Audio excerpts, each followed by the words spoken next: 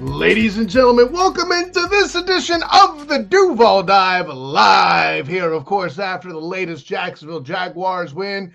The Jags tank the Titans 20-13, although maybe it's unfortunate I use the term tank as a verb because there are plenty of people out there amongst you Duval devout that are a little unhappy, believe it or not, that the Jags won this football game. And listen, as I wrote on Fans for Sports in the Good, the Bad, and the Spotty, this might be the most awkward game for Duval Dive members to consume, right? You want to be able to lock the Titans, your division rivals, into the basement of the division.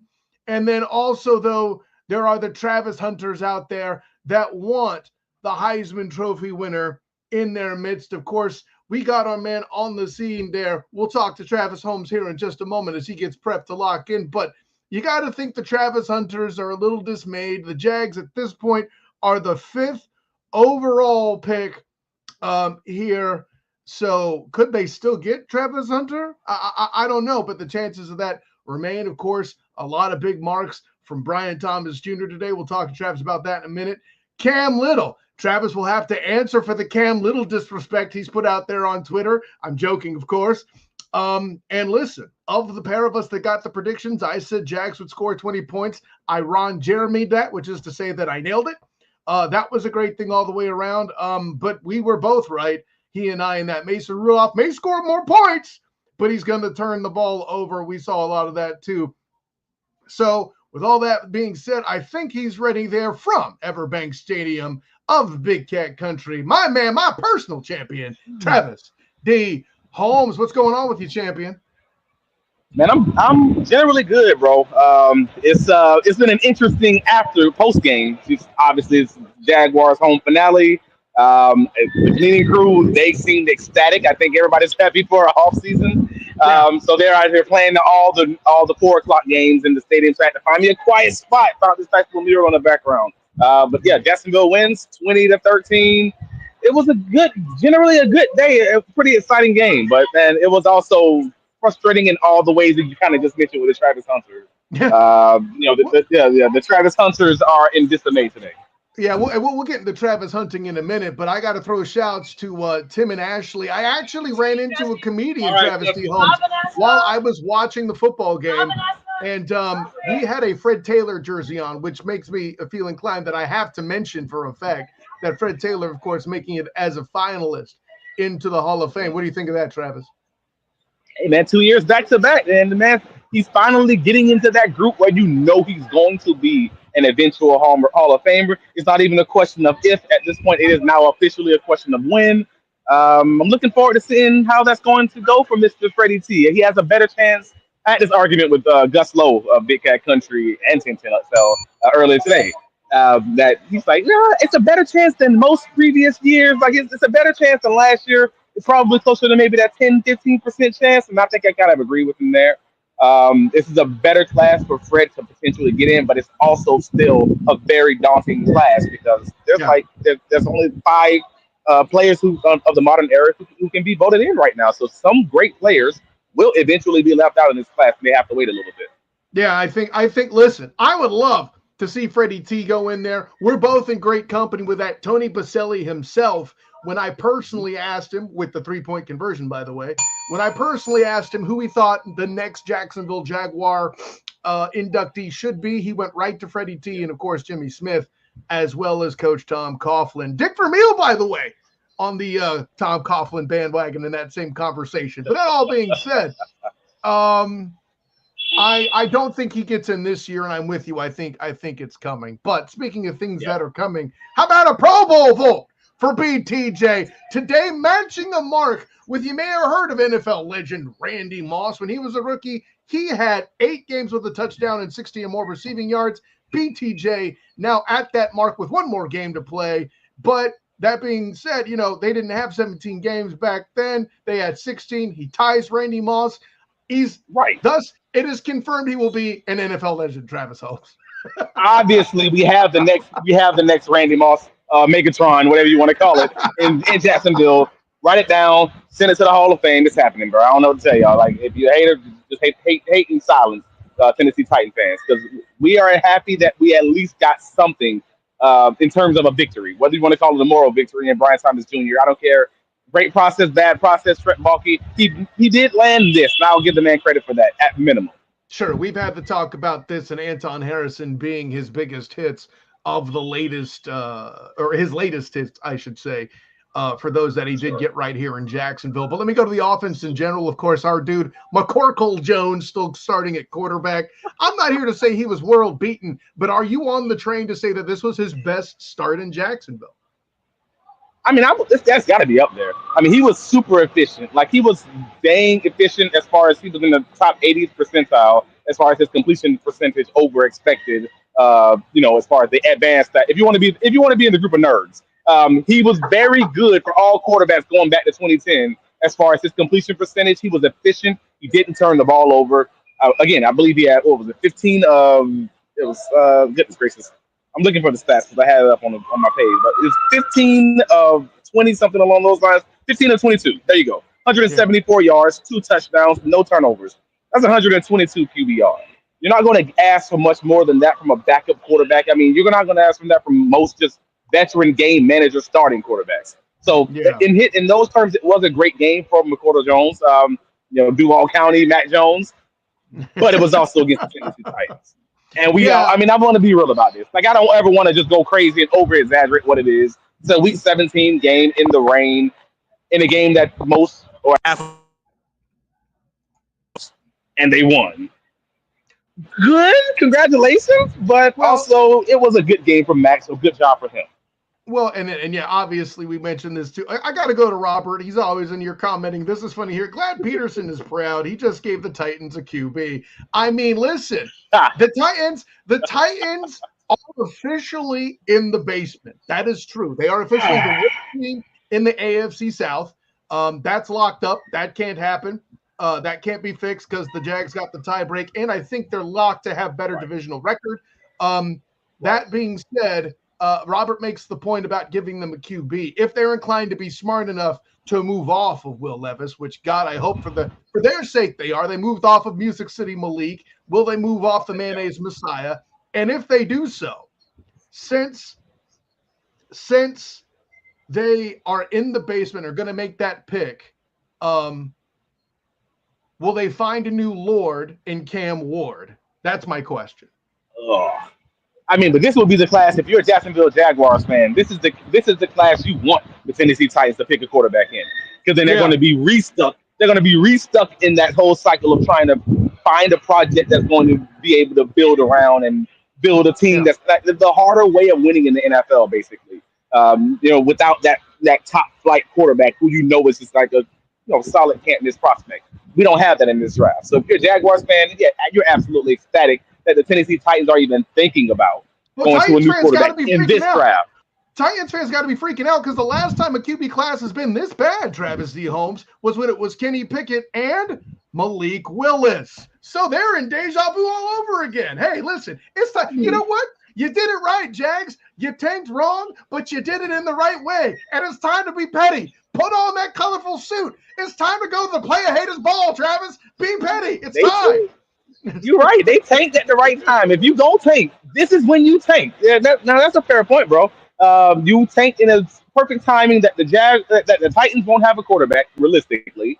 That the Colts won't have a quarterback because they've already confirmed that they're going into 2025 with the thoughts that Anthony Richardson will again be their quarterback when they don't even know that Anthony Richardson is their quarterback in 2024. Like, we're going back to that with Joe Flacco playing back and forth. So at this point, it's just you guys and it's the Jaguars and it's the Texans. And with the way that the Texans fans feel about their quarterback and or Bobby Slovic, I'm like, it's just the Jaguars. It was always just the Jaguars. Like, just stop, just get out of your own way. Just be a basic NFL team that can build up the O line and the D line, run the ball, and just win. Like, go 500 in the one-score games, and you're probably a playoff team. Hell, that's Jaguars this year. Like, that's where we are right now. The bar is so low in Jacksonville, and somehow Urban Meyer, somehow Doug Peterson, somehow all these coaches, whether it's Doug Marrone, they keep not being able to just do that. Just be a 500 coach. That's all we asking. Doug Peterson, you were hired as a 500 coach, and you've been pulled down into the muck of what it is to be Duval County leadership, I guess, that you can't even be what you've always been. Like, it's wild how crazy Duval seems to change people, man. So I'm praying for you, Ben Johnson. We need you, Uncle Ben. Change the culture, baby. Hey, listen, I mean, the last time anything great involved Uncle Ben, it involved rice. And I'm a Niners fan, so of course I'm fond of it. But listen, but no, but let me get your let me get your thoughts on this though, because yeah, a lot of my group chat, they've been having conversations about Travis Etienne's day. I thought he had a great game, me too. but they've also seen. I don't want to go too far right, too far left. When I evaluate a Tennessee Titans Week 17 game where half of the Jaguars' victories came against the one of the worst teams in the NFL. This one.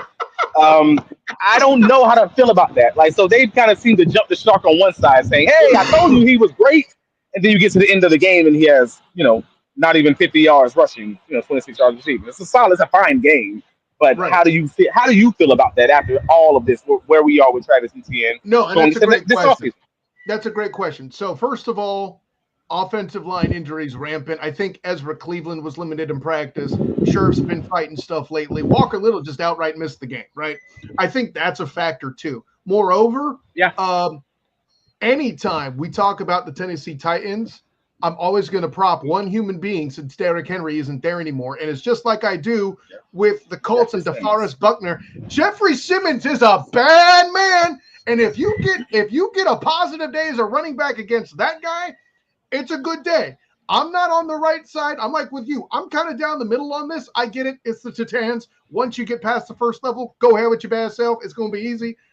Maybe you got some receptions. They ain't got no one in coverage that's any good because people got hurt. Whatever. But if you got past that first level with Jeffrey Simmons, somebody did something right. And in this case, it was Travis Etienne, man. And like I said, I'm not saying it's sliced bread, but yeah, if you said to me, if I was a fantasy owner, hey, you're going to get 50 on the ground from Etienne against Simmons, I would lose my entire mind. That is a good day from that defensive tackle. Yeah, I think that's 50 a great point. 50 on the ground, 50 on the ground, and 15 carries. So that's 3.3 yards per carry. One reception on 2 targets, 26 yards. With a banged up line. With a banged up line, with the Tennessee Titans missing 2 of their linebackers and 2 people in their secondary also. Like, it's a weird game. And I'm just like, no touchdown. Like, I'm back and forth with it. And I don't, again, like I said, I try to ride that line and not get too far left, too far right. And I still have questions on pass protection. Yeah, you would imagine that they would do a lot of things with stuff in the box too, because they would probably feel like, I would think, with the receiver core, that it is what it is. We'll take our chances. If Parker Washington beats us, he beats us, which you got a touchdown there. Excellent toe drag swag there in the back of the end zone to make that happen. But Mac Jones did what he was supposed to do in feeding BTJ with his 10 targets. Yes. And more importantly, king on him in the key situations. You have a touchdown, you have a third down opportunity, you got BTJ in a slot fade. I think everybody in the stadium knew that play was to BTJ when they had him lined up in the slot on the safety. I'm like, all right, yeah, this is going to him. And then he does a whole too small situation. I'm like, oh, yeah, that's it. After the touchdown. BT, go ahead, bro. I know it's not the same pass, but I'm going to throw this. This is why I said what I said about McCorkle Jones, too. There was one that was over the shoulder and just bam, put right where it's supposed to be. McCorkle Jones has not made a throw like that in Jacksonville as a starter all year, I feel like. But today he made a few of those perfect placement balls that you just like. You get them from. You're good for at least 2 a game from Trevor. And granted, you'll probably get a mistake or 2 as well per game. We didn't see anything like that from Mac. We got it today. BTJ was a big part of it. And listen, I was this close to writing about Parker Washington's touchdown in the good portion of the good, the bad, and the spotty. But unfortunately, BTJ went off so bad, I had to mark that out. I mean, yeah, BTJ has cemented himself as the face of Duval County moving into 2025. Like, obviously, Trevor Lawrence, your quarterback's always going to get that if you're even just above average. So, yeah, of course, Trevor's the guy. But if it's not Trevor, woo, boy, it's BTJ. Like, you are up there, and he has now raised that ceiling from, all right, he's a rookie wide receiver. Calm down, everybody, to, hey, man, I don't know what the ceiling is for that guy, but he's got Justin Jefferson and Randy Moss conversation surrounding him. I am so looking forward to this. I'm already looking forward to next training camp to see what this man looks like after an offseason of Yes, NFL sir. coaching and NFL weight training. This is gonna be great, bro. The only But downside is yeah, the expectations, man. The expectations that's expectations it. are the thief of joy. But I have nothing yet that takes anything away from BTJ on my part. And listen, you and I had the conversation. Remember back in training camp? Oh no, BTJ's going to be a bust. And then they opened up the field. You know, I might Yeah, have to replay. I might have to what is it? In case you missed it with that yeah. that short. I might give that a bump out there in the socials to remind the people where they was. This Anyways, is what we told you. This what this was gonna be, and this is what it was, and this is what it you is. know, Thank you for pat on the back. But also but on the defensive side, man, I was gonna get there. Go those ahead. Do you boys think? they, they did some work, man. Like Yeah. I'll give them credit. They did some work against a bad quarterback, sure. But Mhm. also it was weird because at one point we were less than a minute left before halftime, and Titans quarterback Mason Rudolph had like 47 yards passing. Like it was that kind of day. Like it wasn't all the defense, and I want to be real in saying that, but it was also some of the defense because unfortunately Mason Rudolph also missed three wide open receivers, at least one for a big game, two that would have went for touchdowns.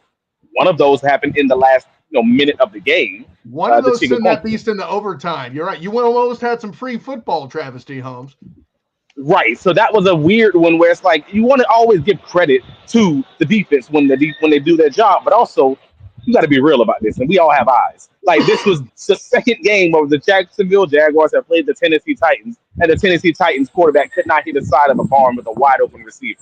This Yes. happened with Will Levis. He missing two touchdowns the last time the Jaguars played the Titans, and this has happened with Mason Rudolph missing at least two touchdowns with wide open receivers, and if not another big game with a guy with 10 yards of running space. Unfortunately, this is what it is. Jaguars defense, Foye did his job, man. He did it balled out of control. 11 tackles, 3 solo, one I tackle love for a watching loss, and a Foye. pass defense. Yeah. Foye balled out of control. Devin Lloyd was this close to being my Big Cat Country player of the game in the post-game recap. Take a look at that. But unfortunately, he had the busted coverage on the touchdown. Yeah. I'm about 95% sure that was on Devin Lloyd. I mean, there's always a chance with the coverage tag, but for the most part, yeah, it seemed to be he had his eyes in the backfield and left the tight end running wide open, going the opposite way on the Tennessee Right. Titans' last touchdown of the day. So that stinks. But at the end of the day, you're never going to play perfect. And like I said earlier, defense did their job. If the score is less than 20 points, that's an NFL victory every day of the week. So good job on defense and 3 sacks. Mason Smith, Josh Hines Allen, and Trevon Walker. Man, we are putting in work. If it's a failed season, at least it's a failed season with a little bit of excitement. Mason Smith, by the way, second consecutive week with a sack from him. Fascinating what happens when he's not left on the inactive list, Travis Holmes. I will say, Weird how these things work. it's funny. No, and I mentioned it. There wasn't a lot of bad in this game, but I was forced and compelled, and you touched on it earlier, that they had the late bomb down the field that was missed. It was there. I'll give the corner credit that he made the tight end widen out his wheel route, and that a little bit might have been the difference. Obviously, it's still you getting toasted, but Right. the Jags had another situation where the defense late in the game did, in fact, in my opinion, I'm not going to say fail, but they darn sure weren't doing their jobs as good as they were the rest of the game. Again, right? Mhm. You get the what at the time was the longest completion from Calvin Ridley to get them near the red zone. You let Mason Rudolph extend a drive so they can get the chip shot field goal. Then you're about to set up fourth down on the next drive. You got one play left to potentially to lock this game up, and then your franchise defensive end jumps off sides. No, The defense tried their best. They tried their best to give it away, but unfortunately, the Tennessee Titans out-tanked the Jaguars, who were tanking. Like, Oh, well, it's a hey, second wait. situation. Then that makes perfect sense. A dude named Rudolph was better at moving the gifts. Boom! Merry Christmas, Humpty Wow. Dumpty. Wow. Got Nah, him. man. I mean, they obviously Tony Pollard was inactive with the flu before the game. They got their starting cornerback, starting safety, 2 starting linebackers on IR or injured for this game. Across the board, obviously the Tennessee Titans congratulations. If you were trying to tank, you tanked well. You tanked better than the Jaguars should have tanked. But at least the home fans who did make it out with 60 plus thousand, I believe it was 61,000 and some odd change tickets distributed. But if you're here, you know that there wasn't that many people in attendance because it was pouring down raining to start the game. You know, right before the game, it was soaked, and I fully understand it with 2-3 win teams. But we did have the flyover with the Shad Fire Trent Baalke flyover, so that was very good. Letting the owner know exactly how you feel, Duval County fans. But at the end of all of it, like it was for those in attendance, they got a great halftime show with dogs racing twice. That resulted in people in the press box having conversations. Hey man, we should be betting on this. Like, it was fun. And then the game actually did give us an exciting fourth quarter. So shout out to all of y'all who actually made it out, man, because it was rough to start, but it actually gave you an entertaining game, and you actually can't walk away with a victory. So man, at least I'll give you that. More impressive outcry from the fans, Travis D. Holmes, and I ask you this as a member of the Duval Devout yourself. Okay. The clown masks or the air banner? Which one is a more emphatic message from the fan base? I thought the clown mask was genius, bro. I'm just being real. I thought the clown mask was better because it involved way more people. Like there was so many clown masks in that season that I was just like, okay, yeah, this is a lot. Like the banner involved many people in Duval County, like donating to the GoFundMe that was put together. And I forget his name. I think it's Shane. No, Doug Peterson on X. I don't know how many people like gave to it, but it was a few $1,000s, obviously. Yeah. But the clown mask, that's a few thousand people for multiple weeks wearing clowns, sending clowns and things to the Jaguar Center, like via the mail. Like that was a lot, bro. So I'm going with the clown mask for sure, but I wish they would have kind of done both. Yeah, but hey, I would have enjoyed them both. That's right. I like that. See, there was another concept that, and oh yeah, excuse me, I have to touch on this. You put out, we had mentioned the comparison between CJ Stroud and Trevor Lawrence in our previous podcast. Sure enough, mysteriously out there on Twitter, here came the side by side comparison out there. Somebody actually did it. I'm not saying we inspired them. Maybe we did, but what is it? What you had? Did you? How much they did it? They did it an hour after our podcast. I'm gonna say we inspired it. Let's go.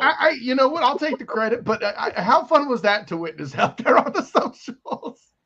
Nah, man, it's the conversation that needs to be had, and I'm happy with finally having it. That's all, man. Hey, if we're gonna have these conversations, let's be honest about what it is. There's a reason that he's not getting the same scrutiny that Trevor Lawrence got. Trevor Lawrence has shown himself to be a top quarterback in the AFC South simply by not playing, because all these other quarterbacks have been showing themselves to be problematic at minimum, trash at worst, and that's kind of where we are right now, bro. So Trevor Lawrence might have some opportunities. Maybe he'll look a little better with a better coach and an actual modern scheme. I think that would be beneficial for him. But so I'm looking forward to seeing what that's going to look like. And I'm also looking forward to see what BTJ is going to look like in a real offensive scheme that is featuring him more, because we've seen what that looks like these last few weeks. And that's with the quarterback who's throwing him, 20-30% screens just last week. So now maybe if you get a better offensive coach, offensive play caller, we'll see what this looks like with BTJ featured with Trevor Lawrence in a real scheme.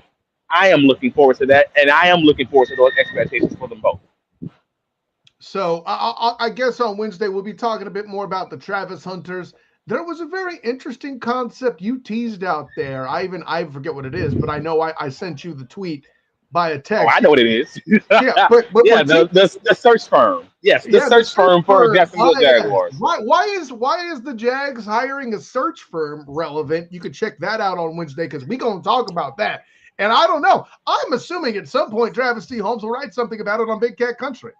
So with all that being said, my friend, let's get you back on the road and back to your family. Tell the world where you can be found, my friend. Hey, you can find all of my writings covering the Jacksonville Jaguars, including today's post-game recap of the Jaguars' victory at home in the home finale over the Tennessee Titans 20-13. BigCatCountry.com, or you can also visit me on all the socials: Blue Sky, Facebook, Instagram, etc. Travis D. Holmes, also But we will talk to you on Wednesday. Duval Dive YouTube. If you're listening to this, please like and subscribe us. Help us with the algorithm. Help us grow this thing. Kyle, what can you be found, sir? I mean, do you really want to watch Emmanuel Acho talk about this game? I'm just saying. No, of course I am Kyle Nash, the student of the game. You can find me on Twitter, Instagram, and Threads, as well as Blue Sky at the SOTG. Find me on Facebook as a student of the game.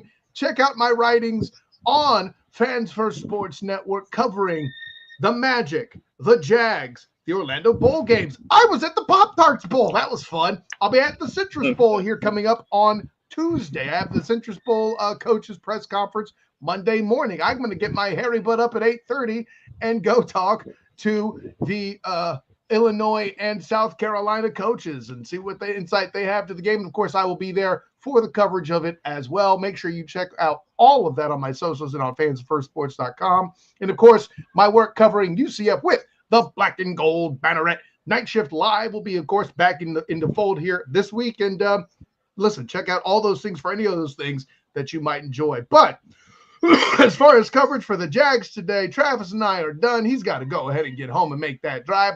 So for my good friend Travis D. Holmes, this is Kyle Nash, the student of the game. Until next time, everyone, class dismissed.